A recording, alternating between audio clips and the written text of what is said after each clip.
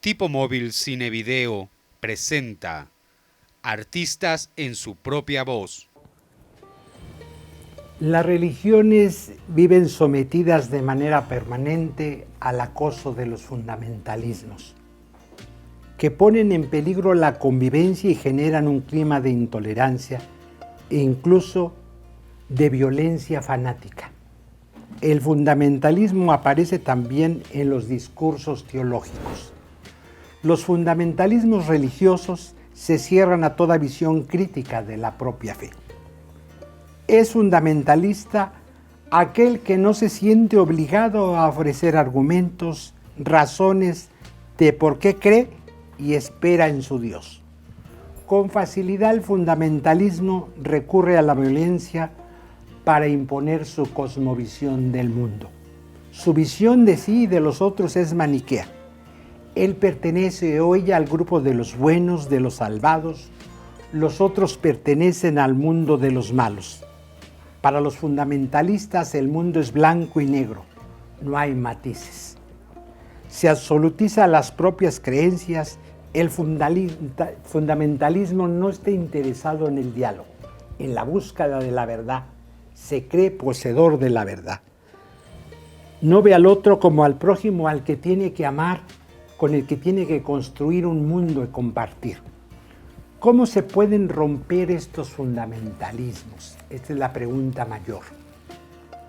El fundamentalismo se rompe cuando uno va a las hermenéuticas.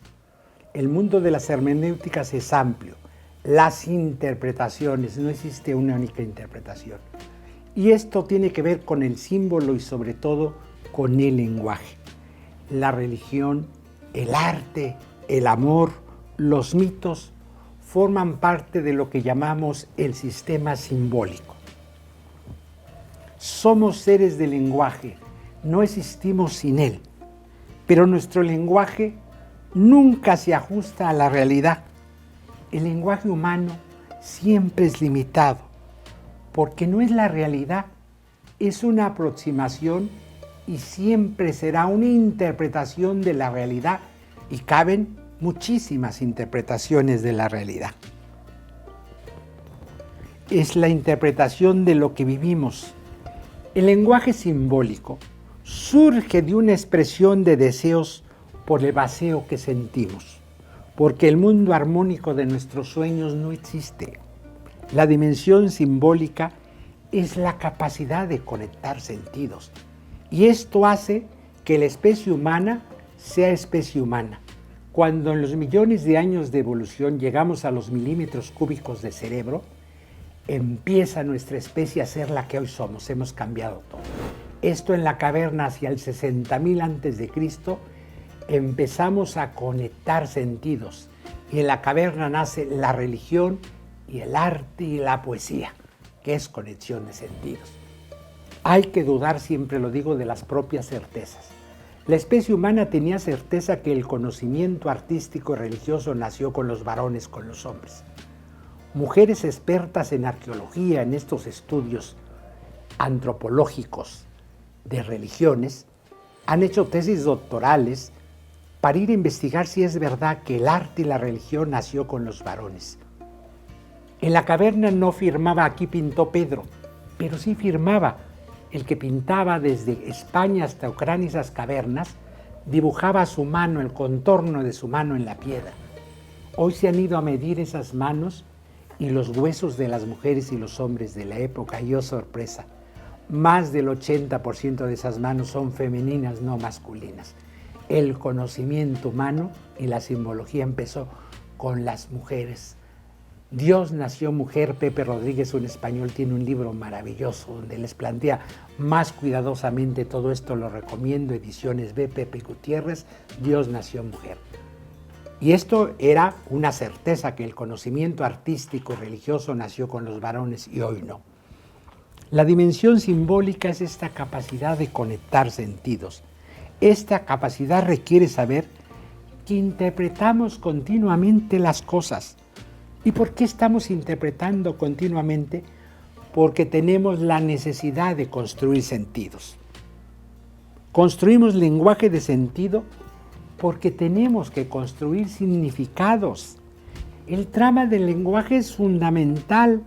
Se teje con nuestras palabras y nuestras palabras juntas construyen sentido. Si leemos un texto antiguo, la Biblia, el Corán, los sermones de Buda, los que escribieron los textos lo hicieron desde su experiencia, con sentimientos y emociones que estaban presentes en ese momento. Cuando hoy leemos estos textos antiguos como los textos bíblicos, los salmos, los profetas o la poesía, tenemos otras experiencias y otras emociones. Nunca debemos tomar lo escrito como algo estático que pueda ser reproducido de forma mecánica. Y esto es lo que hacen las y los fundamentalistas.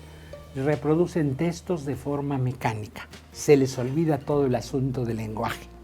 Solo puedo interpretarlo a partir de la trama de mi vida hoy.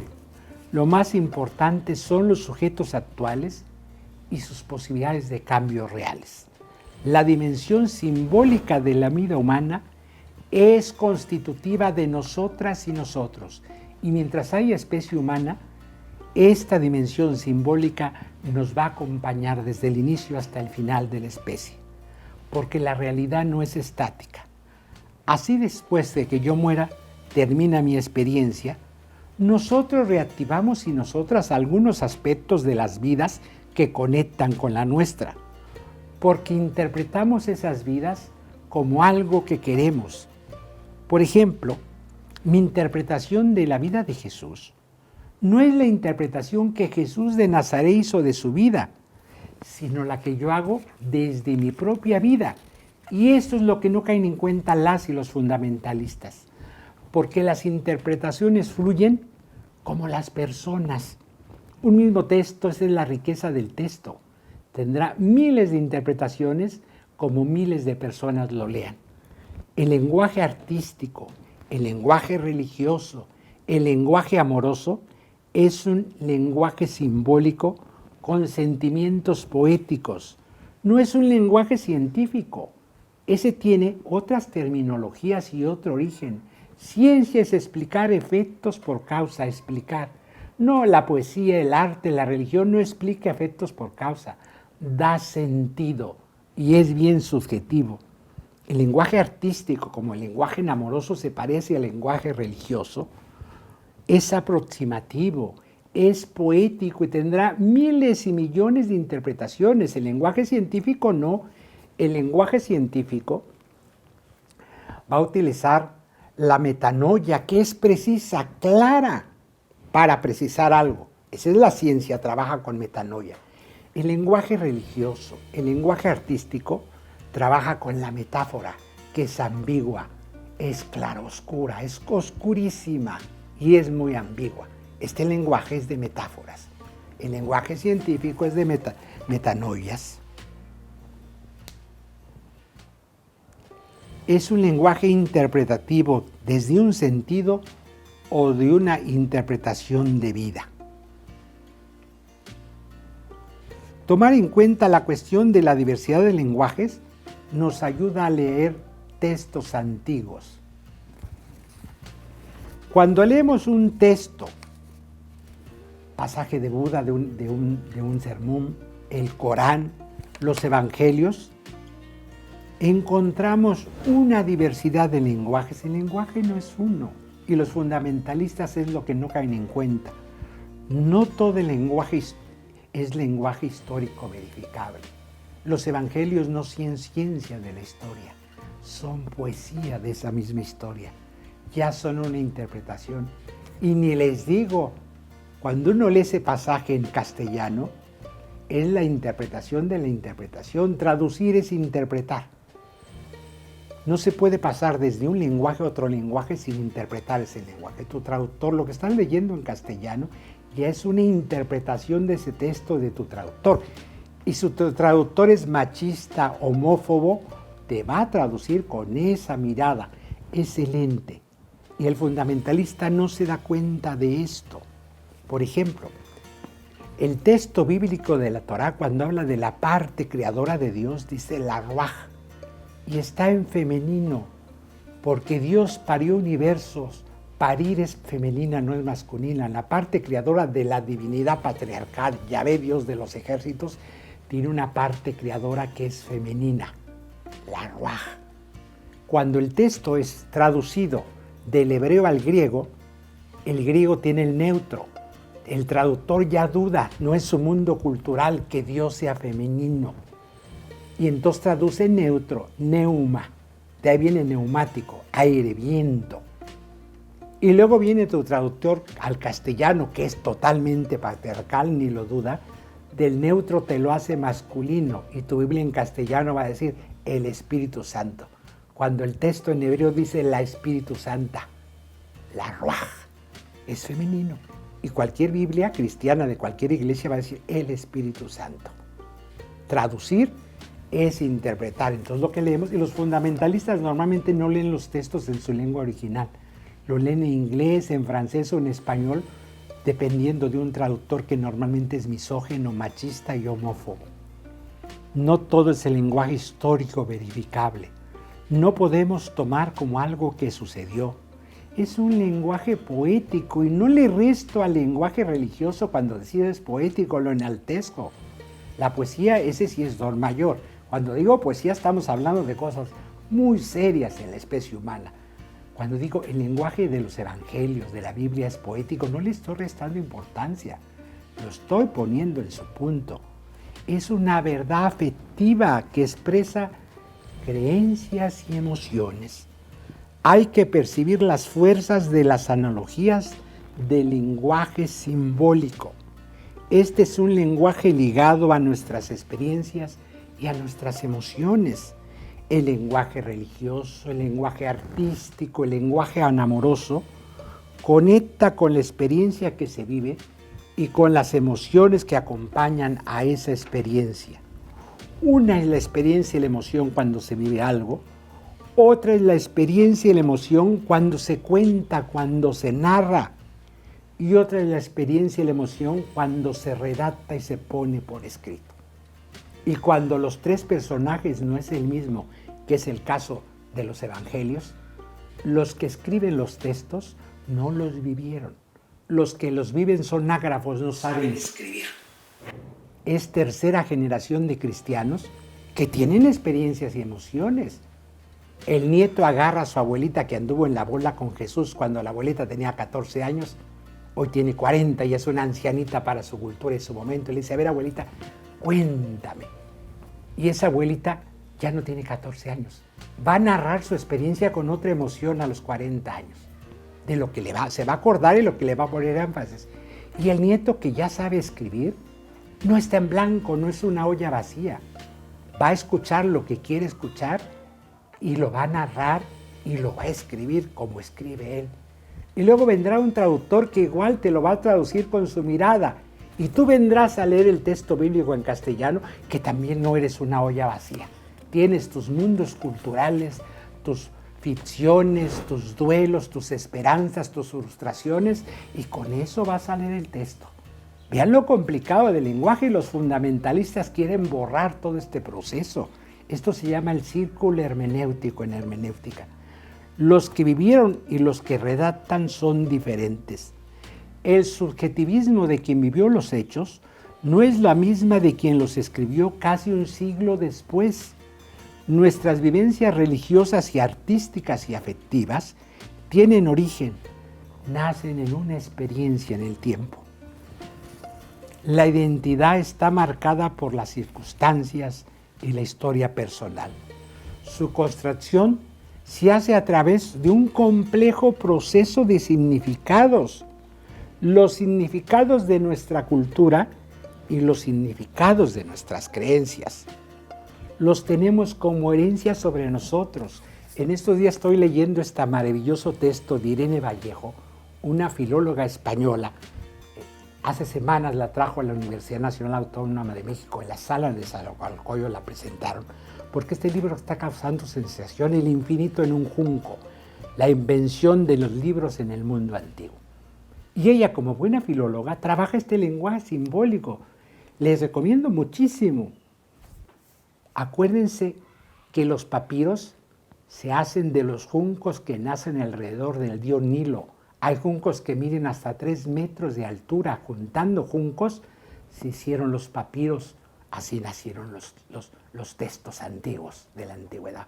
Por eso ella le tituló su maravilloso libro El infinito en un junco. Este habla de lenguaje, habla de la poesía, tiene páginas maravillosas.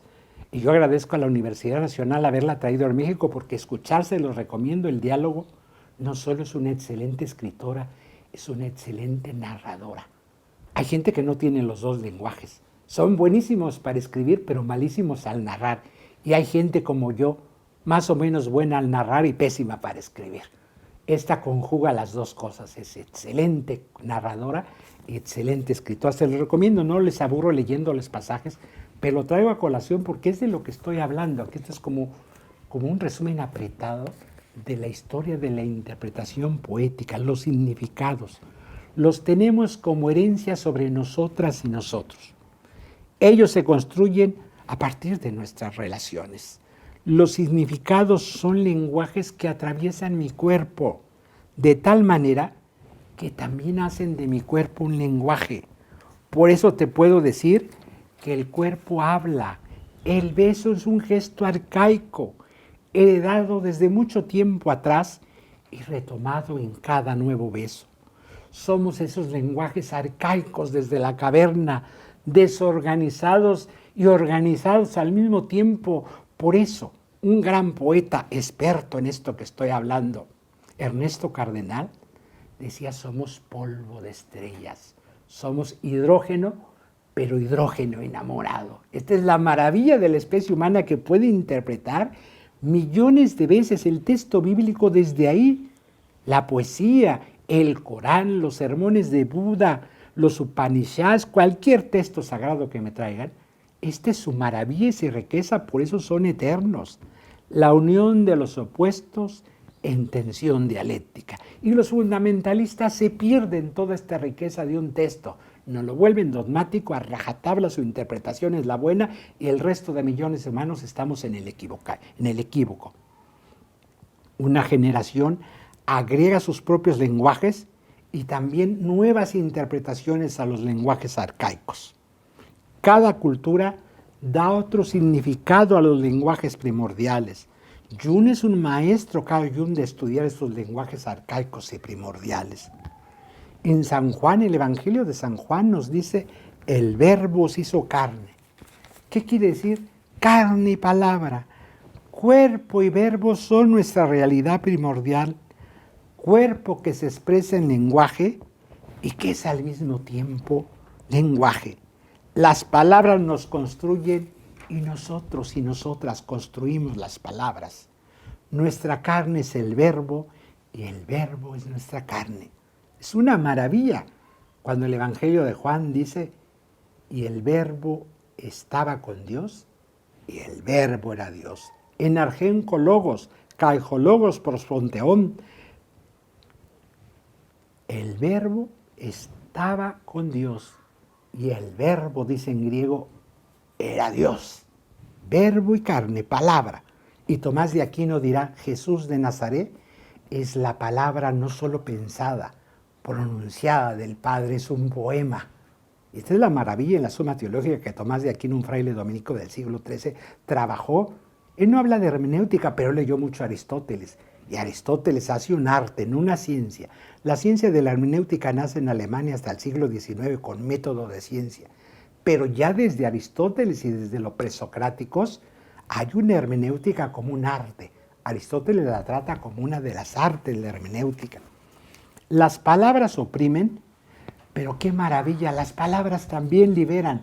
Un texto patriarcal bíblico lo puede utilizar para oprimir a las mujeres y las diversidades sexuales, o el mismo texto lo puede utilizar para que esas gentes se liberen.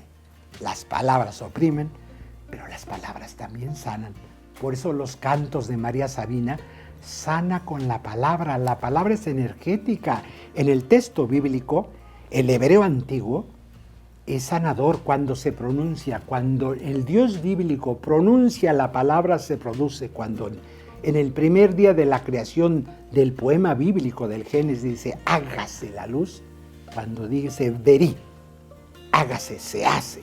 Por eso los nombres divinos en hebreo, hay nombres que no se pronuncian, se miran en el texto bíblico y no se cantan, porque al pronunciarlo vas a desatar fuerzas que no vas a controlar.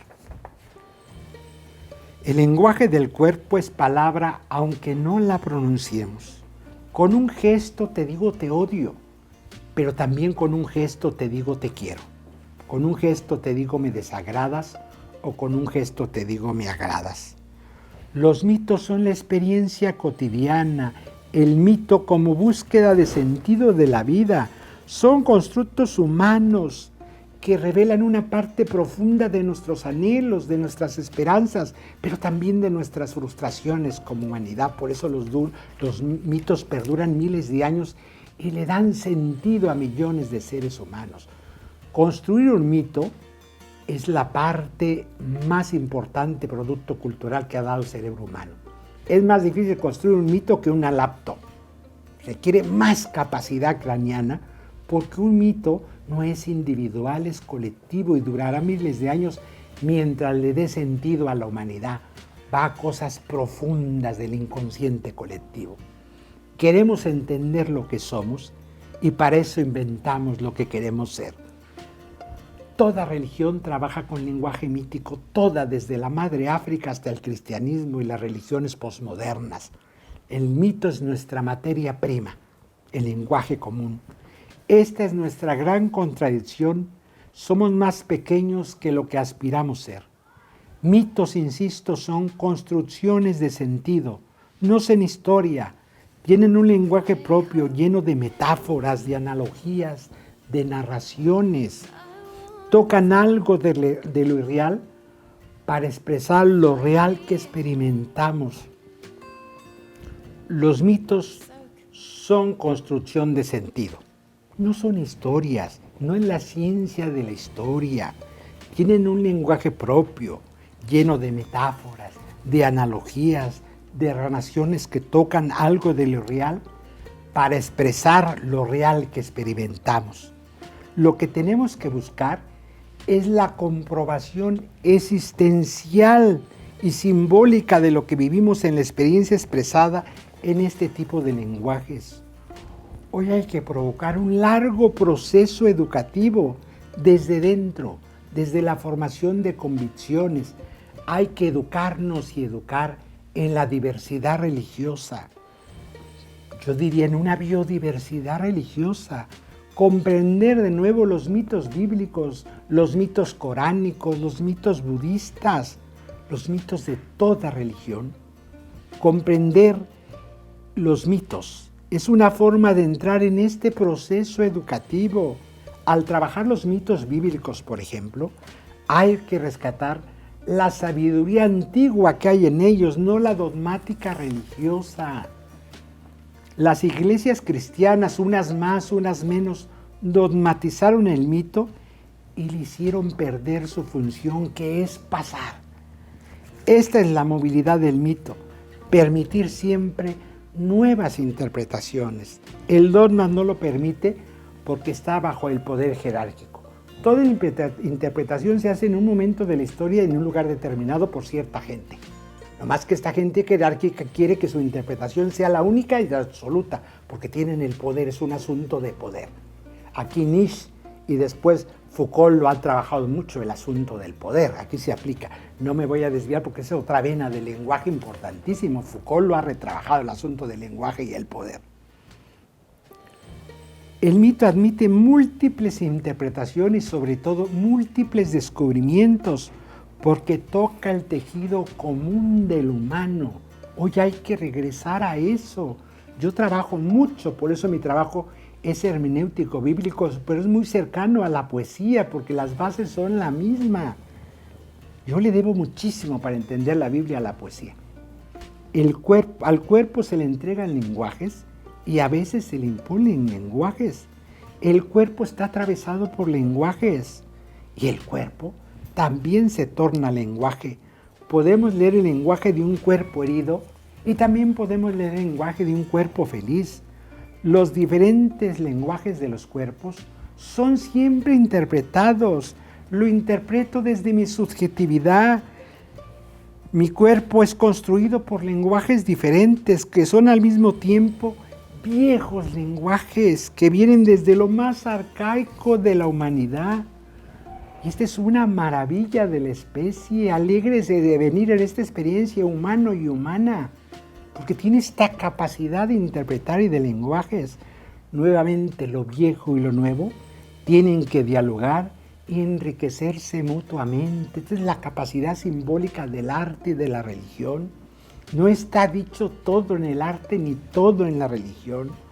Hoy hay una necesidad de una relectura teológica y simbólica desde la espiritualidad y desde la ética, que la espiritualidad va más allá del mundo religioso, es darle sentido, mirar tu vida con lupa, tomar en serio tu vida y dar respuesta, entender el trama de la vida, los hilos con los que se teje una vida, ese es el mundo espiritual.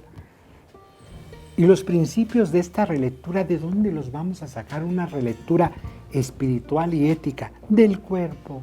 El cuerpo es la clave. ¿Qué necesita tu cuerpo? ¿Qué necesita mi cuerpo? Necesita comer, pero no todos pueden comer, y aquí regresa la ética espiritual. Hay que crear relaciones para que todos puedan comer. El lenguaje simbólico está muy unido al lenguaje material. Cómo producimos y cómo consumimos por este mundo que está en crisis. Es una crisis de sentido. La pandemia no solo es un bicho, es el sentido de la vida. Cómo producimos y cómo consumimos es terrible. Nunca habíamos consumido con tanto sufrimiento de los animales. En la historia de la humanidad nunca habían sufrido tanto los animales como en las granjas industriales. Eso es un crimen que como una humanidad tenemos que retomar como ética. Nuevamente hoy es el cuerpo, me remite a lo social. La ética debe organizar relaciones para que todos y todas puedan comer y nutrirse y puedan sentirse sanos. Pero un cuerpo necesita también lo lúdico. Después de comer necesita bailar, necesita placeres, lo sensual, la diversión, el juego, la fiesta, la gratuidad de la vida. Y esto en nuestras comunidades afroamericanas e indígenas lo conocen, echan la casa por la ventana y los de la ciudad no los entendemos. ¿Por qué son capaces de hacer estas grandes fiestas? Porque ahí se han conservado como pueblos. Celebran la gratuidad de estar aquí y ahora. Este es el sentido del carnaval y de la fiesta de nuestras comunidades. Gracias a eso han resistido 500 años los pueblos mesoamericanos, los pueblos andinos. Por eso es tan importante la fiesta. Y nosotros en el ahorro del mundo de Europa del Norte, de los mundos blancos, sacrificamos todo por un futuro tan incierto. Y nuestros pueblos tienen la capacidad de reconocer el aquí, el ahora y la fiesta. No estoy llevando a que se malgaste la vida y los recursos, no, sino a celebrar la vida y aquí ahora. Por eso la poesía es muy celebrativa, pues que es parte de estos mundos. Pero los cuerpos no pueden bailar sin comer. Recuerden lo que he dicho siempre, el sistema de producción simbólica va unido al sistema de producción material. Las necesidades básicas se conectan. Recordemos que las emociones son fundamentales en la construcción del lenguaje religioso y en general todo lenguaje simbólico como es el amoroso y el artístico. Tienen que existir un sentimiento de admiración. Desde experiencias y emociones diferentes nacen creencias diferentes. A cada experiencia corresponde una emoción y a cada emoción corresponde creencias diferentes.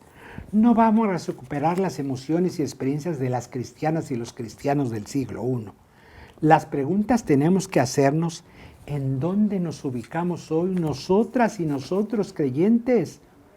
Queremos buscar y afirmar sentidos desde nuestro presente, descubrir cómo reafirmar referencias fundamentales de tu vida y de mi vida. Esa es la espiritualidad. Las experiencias sobre lo divino son amplias y son múltiples. Y no necesariamente tienen que ser modelos verticales. Hoy muchas teólogas, entre ellas mi gran maestra Ivonne Guevara, se preguntan ¿por qué en lugar de venir lo divino desde arriba, no puede hacerlo desde adentro de nosotras y nosotros mismos hoy? Dice Ivonne Guevara, la imagen de Dios Padre ya no me dice nada. Ella usa la imagen de Dios espiral que me atraviesa, penetra y sale, está más dentro de mí y fuera de mí. Hoy que hay que volverlo a replantear todo contra los fundamentalismos religiosos. No se vive lo nuevo si no se rescata lo más arcaico de nosotras y nosotros mismos. Esto hay que rescatarlo profundamente. Por eso los poemas antiquísimos. Vienes a nosotros de otro mundo, desde más allá de las estrellas y el vacío del espacio trascendente, puro, de impensable belleza, para traernos la esencia del amor. Transformas cuanto tocas, preocupaciones mundanas, inquietudes y tristezas, se desvanecen en tu presencia. Procuras alegría al gobernante y al siervo, al campesino y al rey. Nos abrumas con tu gracia, trocando en bendiciones todos nuestros males. Eres el maestro alquimista, enciendes el fuego del amor en la tierra y en el cielo, en el corazón y el alma de todos los seres. Por tu amor se funden existencia y no existencia, se unen los opuestos y lo profano se torna de nuevo sagrado. Este es un poema de un místico y poeta no cristiano del Islam, del gran maestro Rumi. Esto que hablo trasciende. Esto se aplica a la hermenéutica también, este lenguaje. Un místico medieval del Islam, el maestro Rumi, a quien les pido lo lean, lo busquen, porque es un ser de luz que sigue transmitiendo. Pues hermanas y hermanas, sigamos hablando del lenguaje y que los fundamentalismos religiosos que hoy vienen muy duro, dividiéndonos y peleándonos con las religiones verdaderas, con una única interpretación de textos, no terminen triunfando. Que la hermenéutica, la interpretación sea múltiple, que nuestra experiencia espiritual regrese llena de riquezas. Somos polvo de estrellas haciendo experiencia en esta humanidad. La luz ya está dentro de ti. No busques lo que está fuera, lo que está dentro de ti, no lo busques fuera. Que tu experiencia sea fundamental. La luz está en ti y en mí. Muchas gracias.